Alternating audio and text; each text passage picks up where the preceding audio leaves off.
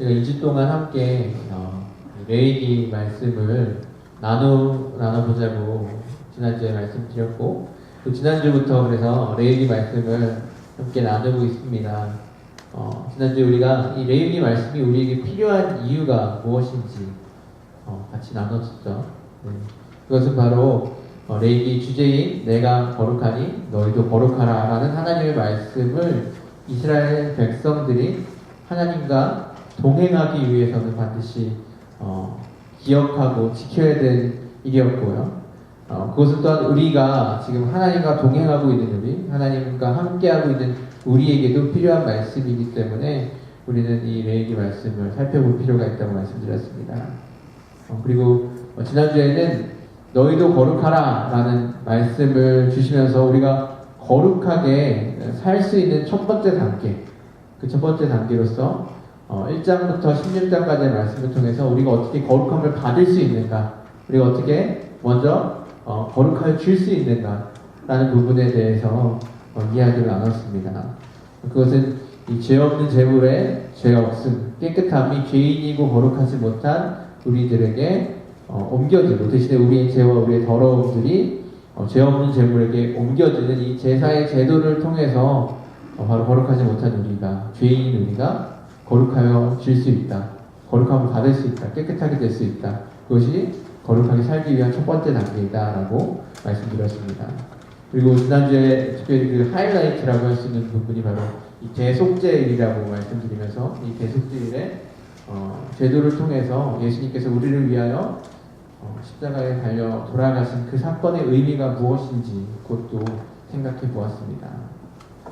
오늘 우리는 이 레위기 17장부터 이 마지막 장 27장까지의 말씀 속에서 다루고 있는 이 거룩하게 살기 위한 두 번째 단계, 그러니까 우리가 거룩해졌으니까 이제 거룩함을 유지하면서 사는 것, 거룩하게 살아가는 것, 그것에 대한 이야기를 하고자 합니다. 레위기에서 말하고 있는 이 거룩함을 유지하는 길, 거룩하게 살아가는 길은 무엇인지 한번 살펴보고자 하는 것입니다. 본격적으로 우리가 그것에 대해 살펴보기 앞서서 먼저 생각해 봐야 할 것은, 그러면은 이 거룩이라는 것이 과연 무엇인가 하는 것입니다. 거룩이라는 말 우리가 많이 듣는 이야기인데 과연 그 말은 어떤 의미를 가지고 있습니까? 이 구약 성경에 나오는 이 거룩이라는 단어로 번역이 된 히브리 원어는 뭐냐면은 코데시라는 원어입니다. 카도시 이런 단어입니다. 그리고 이 단어의 의미를 잘 살펴보면 따로 떼어놨다, 이렇게 띄워놓다, 아니면은 구별해 놓다, 분리해 놓다라는 의미를 많이 가지고 있는 것을 우리는 알 수 있습니다. 다시 말하면 성경에서 말한 거룩이라는 것은 무엇이냐면은 구별됨이라고 바꿔서 말할 수도 있다는 것입니다. 하나님은 거룩하십니다. 이 말은 다시 말하면 하나님은 구별되신 분이십니다 라는 말이죠. 하나님은 구별되신 분이십니다. 우리가 바라보고 있는 우리 세상, 하나님께서 만드신 이 피조물과 완전히 구별되신, 완전히 다른 분이십니다. 그리고 하나님께서는 인간들을 창조하시면서 하나님의 백성인 인간들 역시 이렇게 구별되기를 원하셨습니다. 이 세상과는 다르게 하나님께서 특별히 자기의 형상을 가지고 자기의 형상을 따라서 인간을 창조하셨습니다. 구별됨을 하나님께서는 원하셨고요. 또 하나님께서 이렇게 인간을 구별되게 창조하셨을 뿐만 아니라 또 하나님이 구별되게 창조하신 인간들이 그 하나님의 형상을 깨트리고 이 세상과 다르게 살아야 되는, 구별되게 살아야 되는 그들이 그 하나님의 거룩하심을 깨트렸을 때 하나님께서 끝까지 포기하지 아니하시고 사람들을 찾아가시고 사람들을 만나시고 사람들을 불러내셔서 그들을 다시 거룩한 사람들로 만들려고 하셨습니다. 한번 생각해 볼까요? 성경에 나오는 여러 가지 인물들이 있는데 노아를 한번 생각해 봐도 그렇죠. 노아는 이 세상과 얼마나 구별되어 있던 사람이었습니까? 그렇죠? 노아가 하나님의 명령에 따라서 이 산에 배를 짓기 시작할 때 사람들은 노아를 놀렸고요, 노아를 욕했고 도대체 알 수 없는 정신병자인 것처럼 취급했습니다. 노아는 그 당시에 살았던 많은 사람들과는 정말 구별된 사람이었습니다. 또 아브라함을 한번 생각해 볼까요? 아브라함에게 하나님께서 찾아가셨을 때 아브라함에게 가장 먼저 하셨던 말씀이 무엇입니까? 그것은 너는 너의 본토 친척 아비 집을 떠나서 아버지의 집을 떠나서 내가 내게 명령할 그곳으로 가라라는 말씀이었습니다. 하나님께서는 아브라함이 살고 있던 그 삶과는 구별된 삶을 살아야 된다는 것을 아브라함에게 찾아가서 말씀하셨던 것입니다. 내가 거룩하니 너도 거룩하라. 내가 구별되었으니까 너도 구별된 삶을 살아라 라고 말씀하셨던 것입니다. 아브라함이 그 명령을 믿음으로 순종하면서 따랐을 때 아브라함은 우리 믿음의 조상이 될 수 있었던 것이죠. 또 아브라함은 이스라엘 민족을 선택하셔서 애굽 땅에서 구원하여 내실 때 그렇게 구원하여 내시면서 하나님의 백성으로 삼으실 때도 마찬가지였습니다. 바로 그에 대한 말씀이 우리가 보고 있는 이 레위기 말씀인 것입니다. 내가 너를 구별해서 내가 너를 선택하여서 너를 특별히 불렀다. 그리고 너희는 나의 백성이다. 그러니까 너희는 구별되어서 살아라. 이 세상의 모든 다른 사람들이 사는 그 방식대로 살아가는 것이 아니라 너희들은 다르게 살아라. 이 세상 살아가면서 구별된 모습으로 살아라. 이 세상에서는 많은 사람들이 우상을 섬기고 그 우상에 따라서 그 우상을 섬기면서 행하는 여러 가지 풍속들이 있지만 너희들은 그것을 따르지 말아라. 너희들은 그들의 삶의 방식을 따르지 말아라. 그들이 정말 아무렇지도 않게 생각하고 자연스럽게 생각하고 아무것도 아닌 것처럼 행하는 모든 것들로부터 너희들은 질문을 던지고 그것이 하나님의 뜻이 아닐 때 돌아서라 라고 하나님께서 말씀하고 계신 겁니다. 그것이 바로 레위기 말씀입니다. 그것들과는 구별되기를 원하셨던 것이 하나님의 뜻입니다. 레위기에서 나오는 그 구별된 삶이라는 것은 어떤 것입니까? 우리가 17장부터 나오는 그 말씀은 이스라엘 백성들이 그렇게 구별되게 살아가는 것, 거룩하게 살아가는 삶이 어떠한 것인지를 좀 더 구체적으로 보여주고 있습니다. 하나님께서 이스라엘 백성들에게 말씀하셨던 그 명령들은 결국 세상의 사람들, 특히 이 이스라엘 백성들이 이제 곧 들어가서 살아야 될 이 가나안 사람들의 삶과는 다른 삶, 그들과는 선을 긋고 구별된 삶을 살기 원하셨고 그것을 살아야 한다는 것이 결국 하나님의 명령이었습니다. 레위기 말씀을 살펴보면 그런 명령들이 계속해서 나오고 있습니다. 예를 들어서 한번 살펴볼까요? 20장을 살펴보면은 20장의 제목은 뭐냐면 사형에 해당하는 죄입니다. 그 사형에 해당하는 죄가 무엇인지 한번 2절부터 5절 말씀을 제가 읽어보도록 하겠습니다. 너는 이스라엘 자손에게 또 이르라. 그가 이스라엘 자손이든지 이스라엘의 거류민이든지 그들의 자식을 몰렉에게 주면 반드시 죽이되 그 지방 사람이 돌로 칠 것이요 나도 그 사람에게 진노하여 그를 그의 백성 중에서 끊으리니 이는 그의 자식을 몰렉에게 주어서 내 성소를 더럽히고 내 성호를 욕되게 하였습니다. 그가 그의 자식을 몰렉에게 주는 것을 그 지방 사람이 못본체하고 그를 죽이지 아니하면 내가 그 사람과 그의 권속에게 진노하여 그와 그를 본받아 몰렉을 음란하게 섬기는 모든 사람을 그들의 백성 중에서 끊으리라. 이 말씀에서는 몰렉이라고 이야기하는 우상을 예배하고 그것에 절하는, 그것을 제사하는 방법에 대한 이야기를 하고 있습니다. 그것은 어떤 제사였냐면 인신제사, 다시 말하면 사람을 드리는 제사였습니다. 자신의 자식을 이 몰렉에게 제물로 드리는 그런 제사였습니다.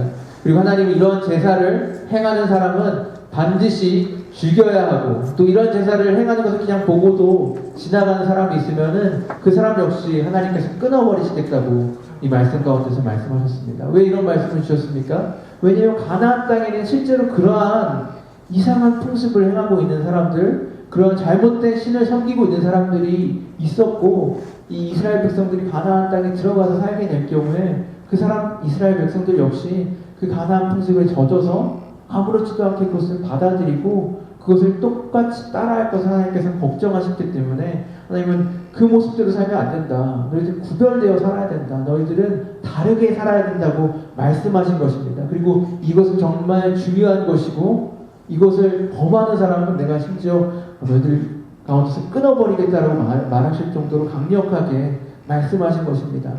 너희는 그들과는 다르다. 너희는 나의 백성이다. 내가 거룩하니 너희도 거룩하라. 내가 구별되었으니 너희도 구별되어라 라고 하나님께서 말씀하신 것입니다. 그런데 하나님께서는 그렇게 거룩하라라는 명령을 주신 것에서 그친 것이 아니었고요. 거룩할 수 있는 방법을 또한 알려주셨습니다.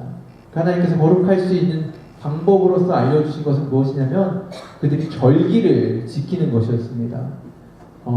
이 방법은 바로 레위기 23장부터 나오는 말씀입니다. 그들의 절기, 그들의 명절을 지키는 것입니다.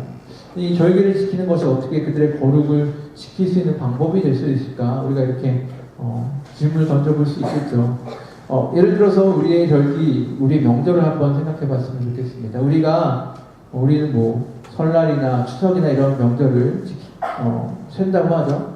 이 명절을 셀 때, 이 명절을 셈을 통해서 우리는 어떤 걸 합니까? 뭐 떡국을 끓여 먹고, 또 송편을 빚어서 먹기도 하고요. 또 이제 가족들이 모여서 뭐 한복도 입고, 또 전통적인 놀이를 하기도 합니다.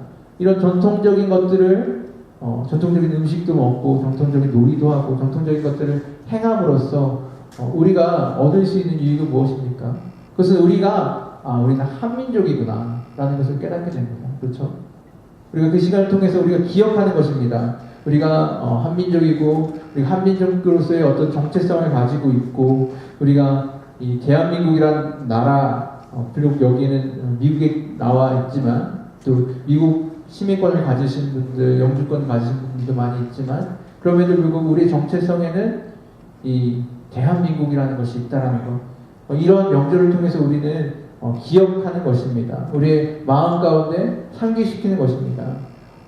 이스라엘 백성들 역시 마찬가지였습니다. 그들이 이런 절기를 지킬 때 그들은 다시 한번 그들의 정체성에 대해서 확인하는 시간을 가질 수 있었습니다. 6월절을 지킬 때, 7.7절을 지킬 때 그들은 어떤 것을 확인했냐면 우리들은 하나님의 백성이라는 정체성을 가지고 있구나 라는 것을 확인한 것이었습니다. 우리는 하나님의 백성이고 하나님이 거룩하시니까 우리도 거룩해야겠다. 그래서 절기를 지킴으로써 이런 정체성을 확인할 수 있었던 것이죠. 또 우리가 미국에 한번 그 절기, 국경일 이런 걸 한번 생각해 볼까요? 미국의 국경일 어떤 것들이 있습니까? 메모리얼 데이 같은 게 있고요. 또 인디펜던스 데이 같은 게 있죠. 우리 메모리얼 데이나 인디펜던스 데이를 미국에서 지키는 때 어떤 효과가 있습니까? 그들이 이런 걸 지키면서 그들의 역사를 기억합니다. 그렇죠?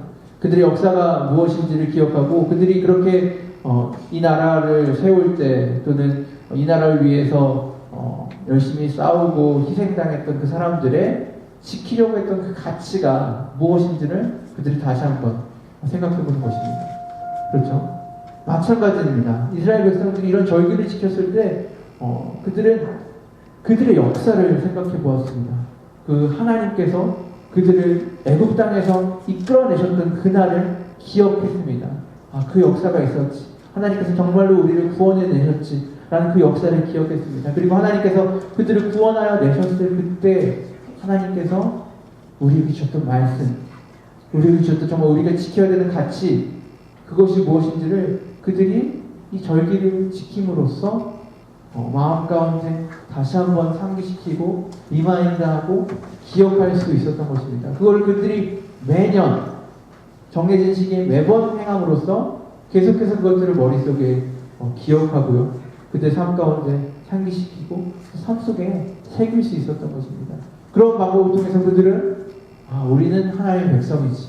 하나님께서 우리를 이렇게 구원해 주셨지. 하나님께서 우리에게 이런 말씀을 주셨지. 이런 것들을 기억하면서 하나님의 뜻에 따라서 하나님이 거룩하시니 하나님이 구별되시니 우리도 구별되어야겠다라는 마음을 가질 수 있었던 것입니다.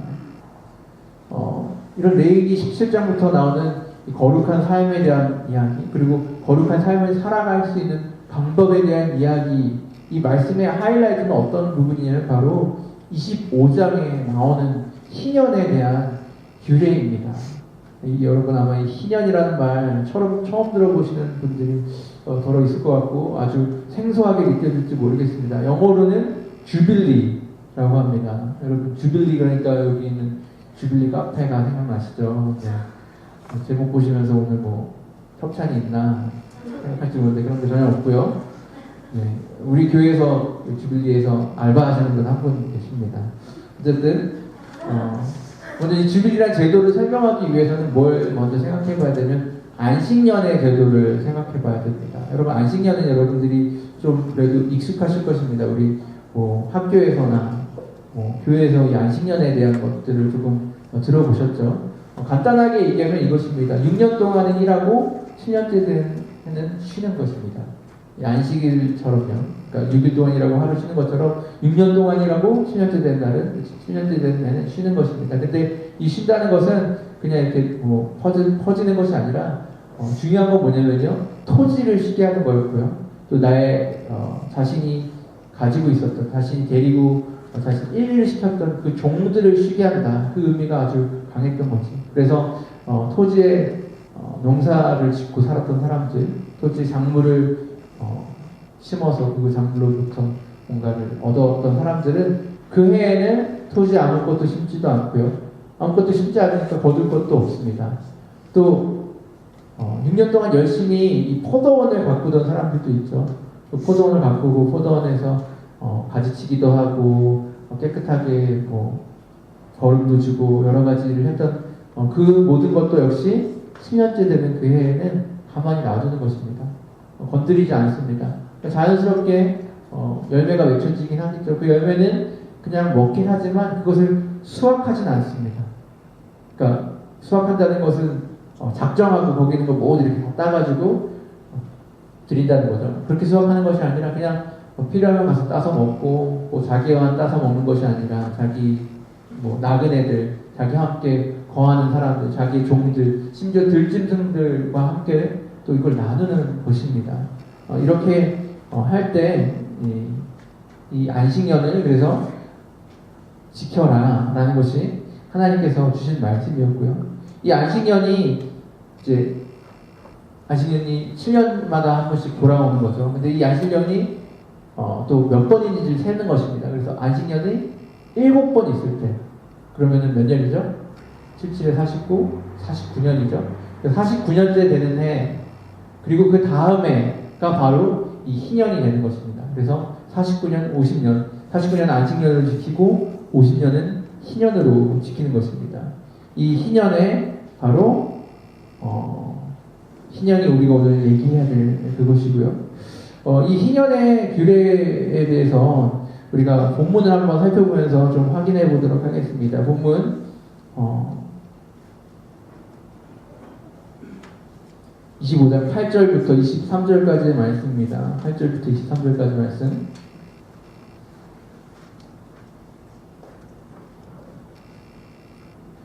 이 말씀을 제가 한번 읽어보도록 하겠습니다. 너는 7 안식년을 계수할지니 이는 7년 7번인즉 즉 안식년 7번 동안 곧 49년이라. 7째 달 열흘날은 속죄일이니 너는 뿔나팔 소리를 내되 전국에서 뿔나팔을 크게 불지며 너희는 50년째 해를 거룩하게 하여 그 땅에 있는 모든 주민을 위하여 자유를 공포하라. 이 해는 너희에게 희년이니 너희는 각각 자기의 소유지로 돌아가며 각각 자기 가족에게로 돌아갈지며 그 50년째 해는 너희의 희년이니 너희는 파종하지 말며 스스로 난 것을 거두지 말며 가꾸지 아니한 포도를 거두지 말라.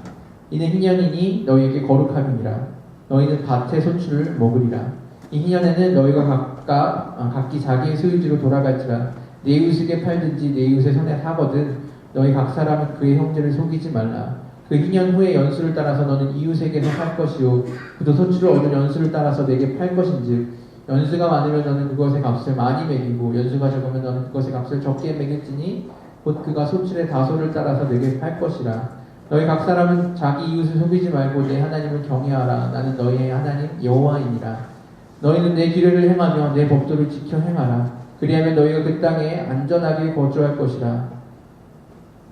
땅은 그것의 열매를 내리니 너희가 배불리 먹고 거기 안전하게 거주하리라. 만일 너희가 말하기를 우리가 만 7째에 심지도 못하고 소출을 거두지도 못하면 우리가 무엇을 먹으리요 하겠으나 내가 명령하여 이 여섯째 해에 내 복을 너희에게 주어 그 소출이 3년 동안 쓰기에 족하게 하리라. 너희가 8째 해에는 파종하려니와 묵은 소출을 먹을 것이며 9째 해에 그 땅에 소출이 들어오기까지 너희는 묵은 것을 먹으리라. 토지는 영구히 팔지 말 것은 토지는 다 내 것임이니라.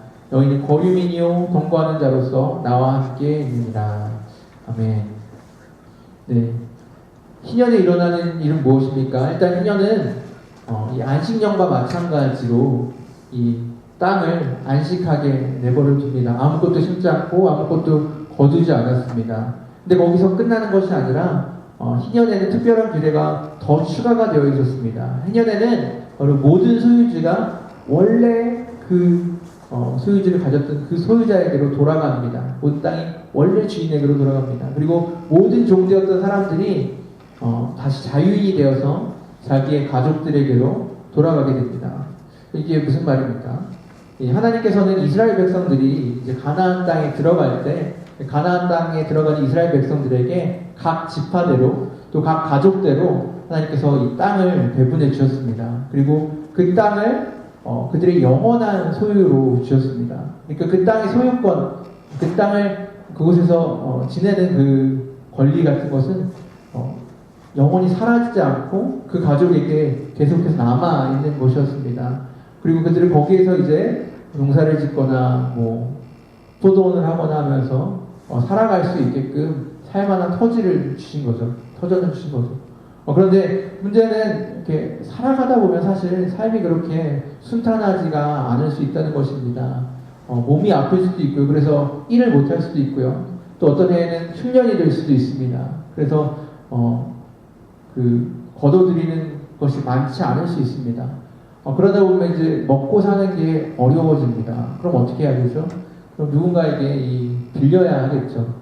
근데 빌리려고 해도 뭔가 담보를 맡길 것이 있거나 아니면은 정말로 내가 다음에는 갚아줄 만한 능력이 있어야지 빌리는 것인데 사실 이런 상황 가운데서는 빌리는 것이 의미가 없어집니다. 그러면 이제 어떻게 해야 됩니까? 자기가 가지고 있는 거를 팔아야 되는 거죠. 그것을 팔고 먹을 것을 얻는 거죠. 자기가 가지고 있는 것 중에서 가장 먼저 팔 수 있는 것은 무엇입니까? 그것은 자기가 가지고 있는 땅입니다. 땅을 파는 것입니다. 땅을 파는 것의 문제는 뭐가 있냐면 땅을 팔면 팔수록 이 삶은 점점 더 어려워진다는 거죠. 왜냐하면 땅을 통해서 그 농작물을 통해서 부를 얻는 것인데 팔면 팔수록 더 그 빚을 갚아서 다시 자기 땅을 되찾을 수 있는 가능성은 낮아질 수밖에 없습니다. 그리고 그렇게 악순환이 계속되다 보면 결국은 어떻습니까? 이제는 더 이상 팔 게 없어지는 거죠.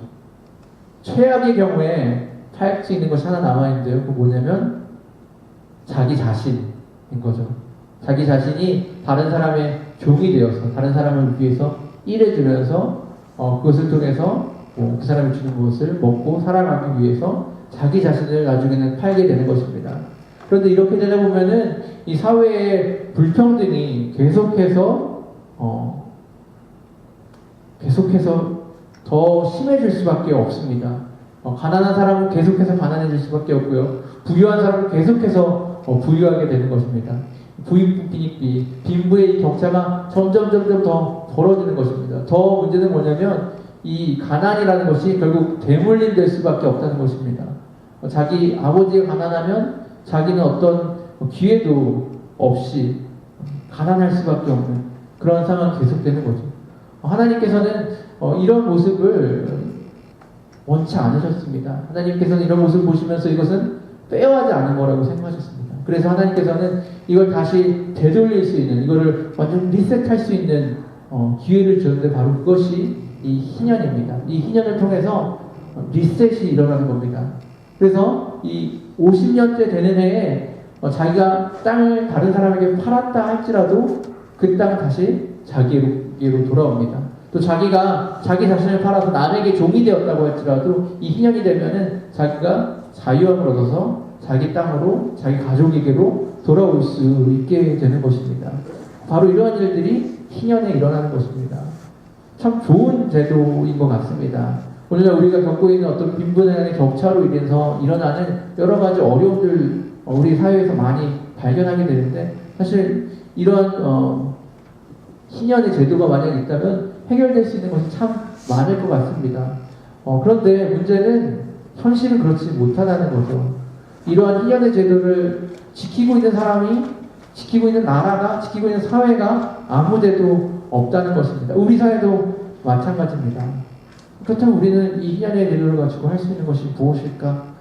우리만 이 희년의 제도를 어떻게 지키려고 노력하는 거, 아니면 우리가 무슨 정부를 세워서 뭘 어떻게 바꿔야 합니까? 우리가 사는 사회는 전혀 그렇지 않은데 우리만 이 희년을 지키겠다고 할 수 없는 것 아닙니까? 근데 우리가 그럼에도 불구하고 이 희년을 통해서, 이 희년의 제도를 통해서 분명히 배울 수 있는 희년의 정신이 있습니다. 이 희년 제도에 담겨져 있는 그 정신 말입니다. 그리고 우리가 그 정신을 우리의 삶 속에서 적용시킬 수 있다면 우리 역시 이 하나님께서 원하시는 거룩한 삶을 살아갈 수 있다는 것입니다. 그래서 그러면 그 희년의 정신이라는 것, 우리가 배워볼 만한 희년의 정신이라는 것은 무엇입니까? 우리가 그것을 한번 이야기해 보면 좋겠습니다. 그 희년의 정신은 무엇입니까? 첫 번째 그 희년의 정신은 하나님만이 주인이시다라는 것입니다. 하나님만이 주인이시다. 희년을 통해서 그들이 확인했던 것은 무엇입니까? 희년을 통해서 그들이 기억했던 것, 그들이 상기했던 것, 그들의 삶 속에 정말 새겨 넣었던 것 무엇입니까? 그것은 하나님만이 하나님만이 모든 것의 주인이시다라는 것입니다. 우리 23절 말씀을 한번 함께 읽어보도록 하겠습니다. 시작. 토지를 영구히 팔지 말 것은 토지는 다 내 것이니라. 너희는 거류민이요 동거하는 자로서 나와 함께 있느니라. 네. 이스라엘 백성들은 비록 하나님께서 이 토지를 주셨고 각 지파와 가족에 따라서 토지를 주셨지만 하나님께서 주신 것은 그 토지 자체가 아니라 그 토지를 사용할 수 있는 권리였습니다. 그 토지를 사용할 수 있는 권리를 주셨기 때문에, 그리고 그 대신에 그 토지의 주인은 인간이 아니라 하나님이셨습니다. 그래서 이스라엘 백성들은 그 토지에 거주하는 거류민으로서 그곳에 거주할 수 있는 권리, 그곳을 이용할 수 있는 권리를 받았을 뿐이지 그 이스라엘 백성들이 토지 자체를 받은 것이 아니었습니다. 그래서 그들은 이 토지를 사고 팔 수가 없었습니다. 그들이 사고 팔 수 있었던 것은 그 토지를 이용할 수 있는 권리만을 사고 팔 수 있었던 것입니다. 그리고 그 권리도 이 희년이 되면 다시 리셋이 되니까 그 희년과 그 남은 연수를 계산해서 몇 년 동안 사용할 수 있는 권리를 팔았던 것입니다. 그리고 그 희년이 되면은 그 권리가 다시 본인에게로 돌아왔던 거죠. 그렇기 때문에 이런 제도를 가지고 있었을 때 그들은 이 제도를 통해서 무엇을 생각할 수 있었냐면은 토지는 하나님의 것이구나 라는 것을 항상 생각할 수 있습니다. 토지는 하나님의 것이기 때문에 이제 몇 년 후면은 다시 이 권리를 내게 되찾을 수 있겠구나, 아니면 이 권리를 다시 누군가에게 넘겨줘야 되는 거구나 라는 것을 그들의 마음속에 항상 새길 수 있었다는 것입니다. 또 토지뿐만 아니라 사람도 마찬가지였죠. 사람들은 자신을 다른 사람들에게 이렇게 팔 수 있었는데 그 파는 것은 자기 자신 그 자체가 아니라 자신이 가지고 있는 그 노동력, 그것을 파는 것이었죠. 노동력에 대한 독점적인 권리를 파는 것이었습니다. 사람들은 사람 자체를 파는 게 아니었고요. 왜냐하면 사람들 역시 결국은 하나님의 소유였기 때문입니다. 그렇기 때문에 또한 다른 사람들에게 종되었던 사람들 역시 이 희년이 되면 자유를 얻게 되었던 것이고, 희년을 이렇게 지킬 때 그들은 하나님이 주인이시구나, 인간 어떤 저 상전이 나의 주인이 아니라 진짜 주인은 하나님이시구나, 결국 나는 이 하나님이 주인이시니까 다시 돌아갈 것이구나 라는 것을 기억하게 될 수 있었던 것입니다. 그리고 그것을 그들의 삶에 정말 새겨 넣을 수 있었던 것입니다. 우리 역시 이것을 기억해야 되고요, 우리 역시 이것을 상기해야 되고요, 우리 역시 이것을 우리의 마음 가운데 새겨 넣어야 됩니다. 하나님만이 주인이시다라는 겁니다. 하나님만이 주인이시다라는 겁니다. 우리가 이것을 우리의 마음속에 새겨 넣고 있을 때, 우리 삶 속에 새겨 넣고 있을 때 비로소 우리는 이 세상과는 다른 삶을, 이 세상과는 구별된 삶을 살아갈 수 있습니다. 세상에 많은 사람들은 사실 그 사실을 모르고 있습니다. 또 인정하지 않고 있습니다. 또는 알고는 있는데 자주 까먹고 이제는 기억하기조차 싫어합니다. 그리고 그들이 가지고 있는 그 모든 것을 자기의 것이라고 생각합니다. 나의 돈, 나의 시간, 나의 재능, 나의 삶, 내가 가지고 있는 모든 것은 다 내 것이야. 그리고 그것이 내 것이니까 내가 내 마음대로 사용하겠어. 내 마음대로 사용하는데 다른 사람이 뭐라고 얘기할 거야 라고 생각합니다. 내 시간을 내 마음대로 쓰겠다는데, 내 돈을 내 마음대로 쓰겠다는데, 내 재능을, 나의 기프트를 내 마음대로 쓰겠다는데 다른 사람들은 다른 사람들이 왜 나의 삶에 참견해? 다른 사람들이 아무도 말할 수 없어 라고 이야기하는 것입니다. 자기의 욕심을 위해서 자기가 가진 모든 것을 다 써버리든지, 아니면은 정말 말도 안 되는 쓸데없는 것을 위하여 그것을 섬기는데 자기의 삶을 다 소진해버리든지, 아니면 그것도 아니라면 정말 아무것도 하지 않잖아. 그냥 게으르게 자신의 삶을 그냥 그렇게 흘려보내든지 간에 어쨌든 그건 내 거니까, 어쨌든 그 삶은 나의 것이니까, 그것의 소유권 나에게 있으니까 내 마음대로 할 거야 라고 생각하는 것입니다. 그것이 바로 이 세상의 사람들이 살아가는 방식입니다. 그것이 이 세상의 모든 사람들이 아주 자연스럽게 아무런 비판 없이 받아들이는 그런 생각입니다. 그런 가치관입니다. 그런 착각입니다. 그리고 이것은 정말 잘못된 가치관입니다. 우리가 분명히 알아야 될 것, 우리가 분명히 기억해야 될 것은 무엇이냐면, 우리의 모든 것, 우리가 가지고 있는 모든 것, 이 세상에 있는 모든 것은 결국 하나님의 것이라는 것입니다. 그리고 하나님께서는 우리에게 그것을 맡겨주셨다는 것이고, 그 맡겨주신 것을 우리가 관리하는, 매니지하는 매니저의 역할을 우리는 이제는 살아가면서 하고 있다는 것입니다. 우리는 그것을 분명히 기억해야 됩니다. 그리고 우리가 그것을 기억할 때 우리는 우리에게 주어진 것, 우리가 가지고 있는 우리의 시간과 우리의 돈과 우리의 재능과 우리의 삶을 우리의 마음대로 써버린 것이 아니라 그것을 하나님을 위해서 쓰겠다고 생각하게 될 수 있다는 것입니다. 하나님의 뜻에 따라서 어떻게 살아갈 것인가를 고민하게 된다는 것입니다. 그리고 우리가 그렇게 살아갈 때 비로소 우리는 이 세상과는 다른 삶, 이 세상과는 구별된 거룩한 삶을 살 수 있다는 것입니다. 이 희년의 정신을 우리가 기억하면서 우리의 삶에 새겨 넣은 거 말미암아 그런 거룩한 삶을 살 수 있게 되기를 바랍니다. 희년의 정신 두 번째는 이것입니다. 하나님께서 공급하신다. 하나님께서 공급하신다. 하나님께서 채워주신다. 이것은 바로 이 앞에서 얘기했던 하나님이 모든 것의 주인이시다라는 것에서부터 시작됩니다. 하나님께서 모든 것의 주인이시기 때문에 우리가 하나님께 순종할 때 나머지 부분은 하나님께서 책임을 져주시고 나머지 부분은 하나님께서 채워주신다는 것입니다. 오늘 본문 18절부터 22절 말씀을 우리가 함께 살펴보겠습니다. 18절부터 22절 말씀 함께 읽겠습니다. 시작. 너희는 내 규례를 행하며 내 법도를 지켜 행하라. 그리하면 너희가 그 땅에서 안전하게 거주할 것이라. 땅은 그것의 열매를 내리니 너희가 배불리 먹고 거기 안전하게 거주하리라. 만일 너희가 말하기를 우리가 만일 일곱째에 심지도 못하고 소출을 거두지도 못하면 우리가 무엇을 먹으리요 하겠으나 내가 명령하여 여섯째 해에 내 복을 너희에게 주어 그 소출이 3년 동안 쓰기에 족하게 하리라. 너희가 여덟째 해에는 파종하려니와 묵은 소출을 먹을 것이며 아홉째 해에 그 땅에 소출이 들어오기까지 너희는 묵은 것을 먹으리라. 하나님은 이스라엘 백성들이 하나님의 말씀을 따를 때, 하나님의 규례와 법도를 따를 때 그 나머지 모든 것들을 책임져 주시겠다고 말씀하셨습니다. 그들은 그 땅에서 안전할 것이고 배부르게 먹을 것이라고 하나님께서는 말씀하고 계신 것입니다. 사람들은 걱정합니다. 일곱째에 심지도 못하면 우리는 무엇을 먹고 마십니까? 우리는 어떻게 살아갑니까? 일곱째뿐만 아니라 그 다음에는 또 희년이라고 해서 그 다음에도 우리가 아무것도 못한다고 하면 과연 우리는 살아남을 수 있는 것입니까? 라고 걱정하는 것입니다. 그런데 하나님이 이렇게 말씀하십니다. 여섯째에 내가 너에게 풍족하게 줘서 3년 동안 충분히 살아갈 수 있도록 족한 것들을 너에게 주겠다. 3년 동안 충분히 살아갈 수 있게 족한 것을 다 너에게 주겠다. 하나님께서 책임지고 공급해 주시겠다는 것입니다. 여러분, 하나님은 주인이십니다. 그리고 우리는 매니저입니다. 하나님께서 주인이실 때 하나님께서는 하나님의 일을 하시고 우리는 우리의 일을 합니다.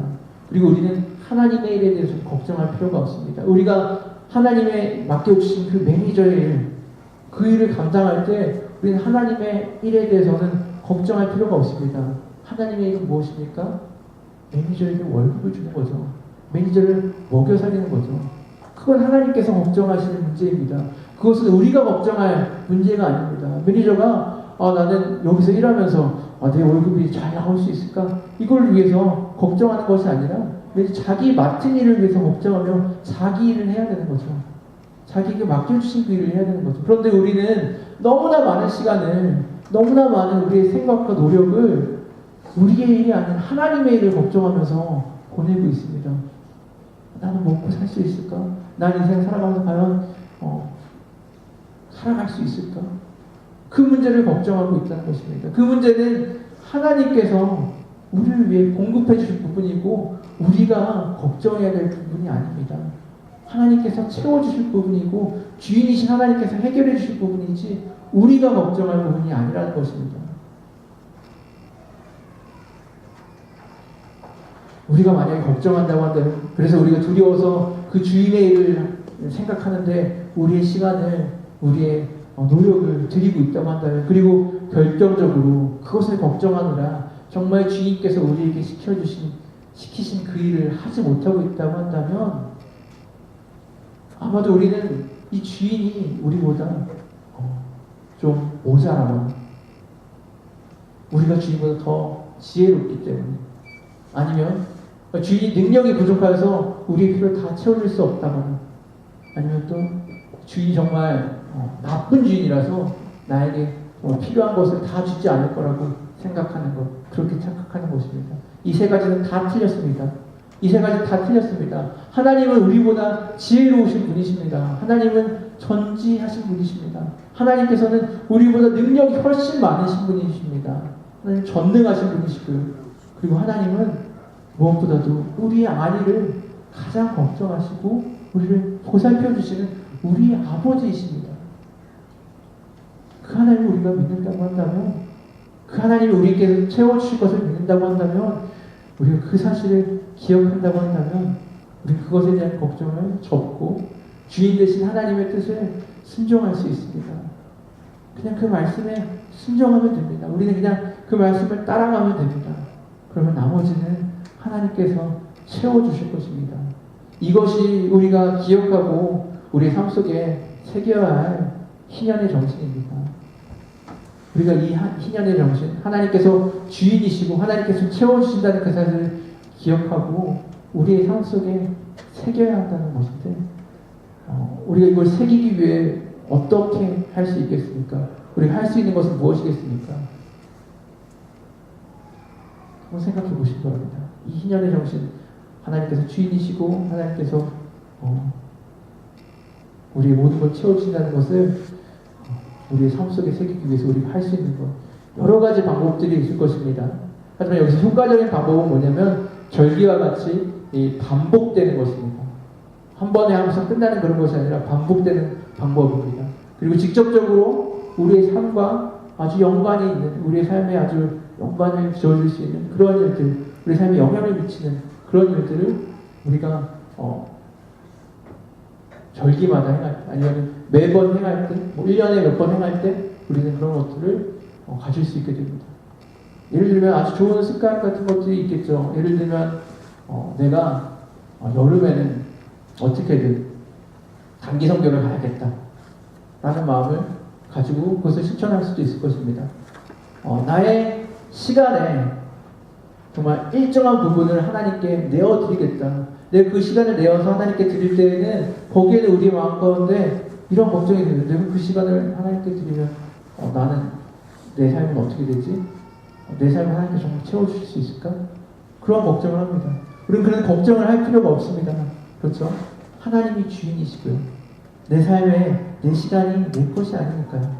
하나님이 주인이시고 또 하나님이 채워주시기 때문에, 또 여러분들이 지금 이 자리에 일주일에 한 번씩 나와서 함께 예배를 드리는 것, 이것 역시 그러한 좋은 방법이 될 수 있습니다.